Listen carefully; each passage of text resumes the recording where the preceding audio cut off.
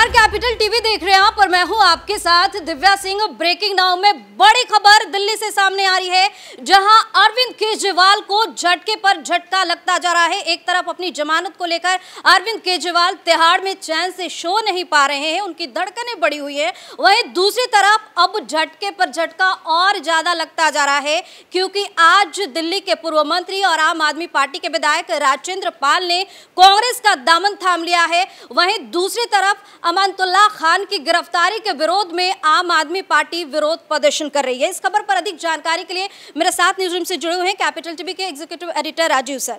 Sir, क्या चल रहा है आम आदमी पार्टी के? देखिए, आम आदमी पार्टी तो बिखराव की तरफ बढ़ रहा है। शुरुआत इनके मंत्रिमंडल के एक मंत्री ने की थी, आर.के. आनंद।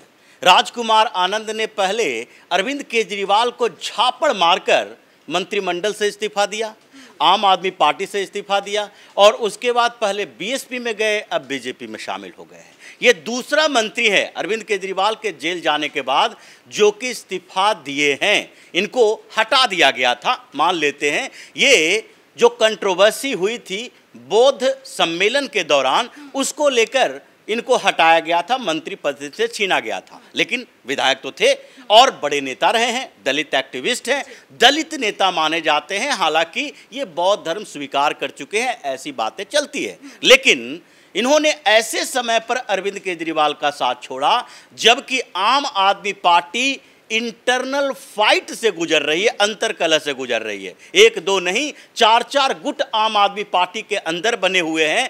केजरीवाल का इंतजार किया जा रहा है कब केजरीवाल जेल से बाहर आए और इन सारे लोगों को सेटिस्फाइड करने के लिए कोशिश तेज कर दे। लेकिन इस बीच इनकी परेशानियां बढ़ रही है। राजेंद्र पाल गौतम का इस्तीफा और कांग्रेस में जाना इनके लिए डबल अटैक की तरह है, क्योंकि अगर कोई नेता दिल्ली के अंदर से आम आदमी पार्टी छोड़कर भारतीय जनता पार्टी में जाता है तो थोड़ी कंफ्यूजन होती है इस बात को लेकर कि अपने सपोर्ट बेस जो आम आदमी पार्टी का है, उस सपोर्टर्स के साथ भारतीय जनता पार्टी में जाएगा या फिर वो व्यक्तिगत तौर पर भारतीय जनता पार्टी में शामिल हो रहा है।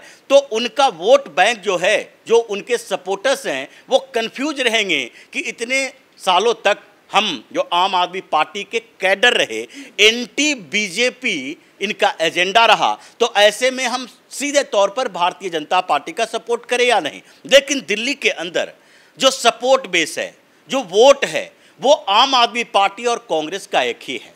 जब आम आदमी पार्टी बनी थी उसके बाद से अब तक अगर वोटिंग पैटर्न देखें तो साफ दिखता है कि भारतीय जनता पार्टी ने दिल्ली में अपने वोट को खोया नहीं, यानी कि 40% plus vote Bharatiya Janata party के पास पहले से जो थी वही रही है। लोकसभा चुनाव में ये बढ़कर 50% से ज़्यादा हो जाती है, क्योंकि वहाँ सीधे पीएम मोदी के लिए वोटिंग करना होता है। तो उनका जो अपनी छवि है उसको लेकर यहाँ 10-15% वोट बढ़ जाता है। लेकिन विधानसभा चुनाव में 38 से 40% के बीच भारतीय जनता पार्टी का जो वोट है वो बरकरार रहा है। अब आम आदमी पार्टी का जो वोट है वो वही है जो कि कांग्रेस के लिए पहले वोट करते थे।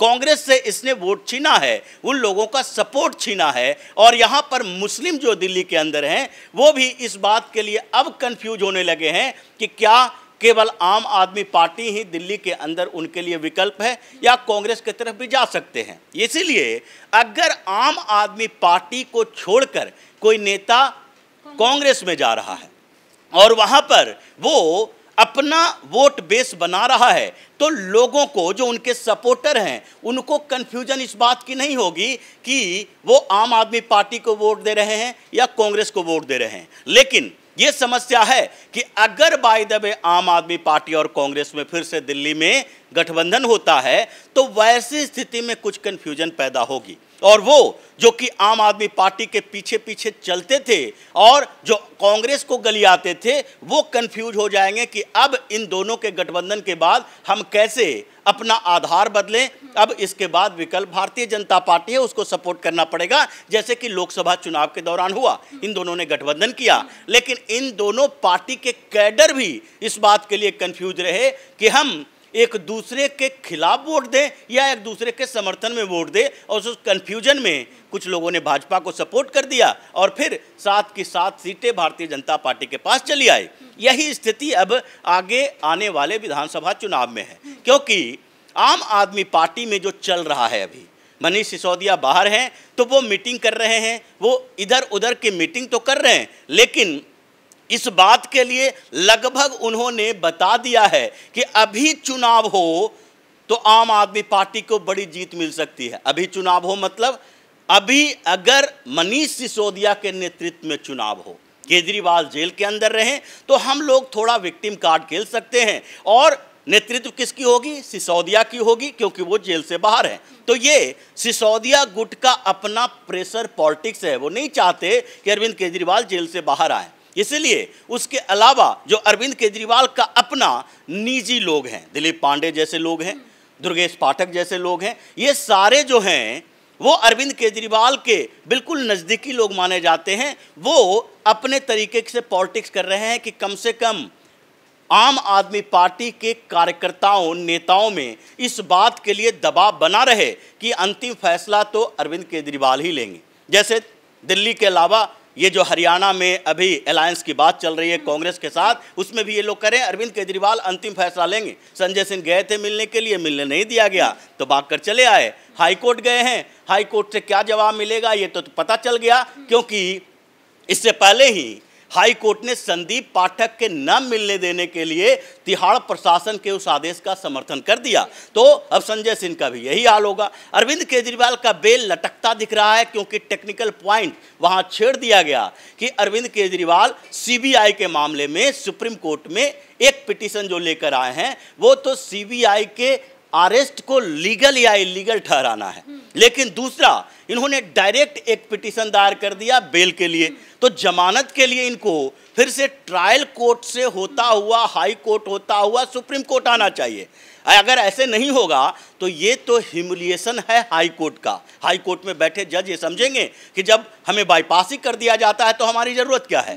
ये बात एसवी राजू ने सीधे तौर पर सुप्रीम कोर्ट में दलील दी। ये टेक्निकलिटी ऐसी फंसी कि सुप्रीम कोर्ट के जज भी इस बात को लेकर कंफ्यूज हो गए कि तुरंत फैसला देना है या नहीं देना है, क्योंकि और जो एविडेंस की बात है, पावरफुल होने की बात है, गवाहों के होस्टाइल होने की बात, ये सारे तर्क तो मनीष सिसोदिया के लिए भी दिए गए, संजय सिंह के लिए भी दिए गए, लेकिन ये एक ऐसी बात थी कि आप अगर यहाँ बैठे बैठे सारे फैसले कर लोगे तो हाई कोर्ट और लोअर कोर्ट की जरूरत क्या है। अब इस बात को लेकर फैसला सुरक्षित रखा गया है कि क्या इनको भी फिर उसी जगह पर भेज दिया जाए कि ट्रायल कोर्ट में जाओ, फिर उसके बाद हाई कोर्ट जाओ, उसके बाद सुप्रीम कोर्ट जाओ। तो यानी कि बेल अटक गया है। अगर ऐसी स्थिति हुई तो फिर 3-4 महीने इनको लोअर कोर्ट से सुप्रीम कोर्ट तक फिर से पहुंचने में लग जाएगा। अब्दुल्ला खान के गिरफ्तारी का विरोध किया जा रहा है इसीलिए कि ये लोग क्या कर रहे हैं, अभी अरविंद केजरीवाल जेल के अंदर है, मंत्री एक एक कर इस्तीफा दे रहे हैं, विधायक इस्तीफा दे रहे हैं, पार्षद इनको छोड़कर जा रहे हैं। पार्षद भी है जो बार बार आरोप लगा रहे हैं इस बात के लिए कि लीडरशिप जो आम आदमी पार्टी का है अपने आप में व्यस्त है, अपनी छवि चमकाने में व्यस्त है, हमारे साथ मिलता जुलता ही नहीं है। इसलिए एमसीडी वार्ड कमेटी के इलेक्शन में अरविंद केजरीवाल को बड़ा झटका लगा।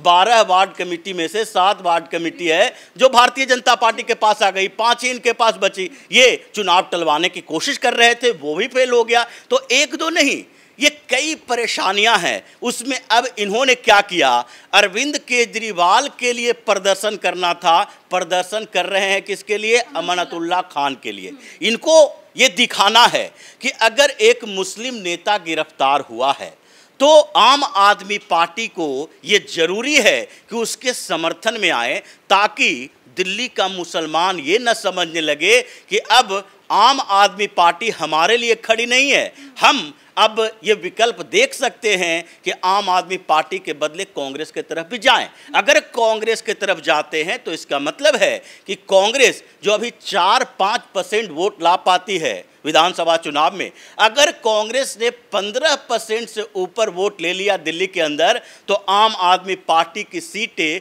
25 से 30 पर निपट जाएगी। इसीलिए अमानतुल्लाह खान के समर्थन में आए हुए हैं। अमानतुल्लाह खान कौन है?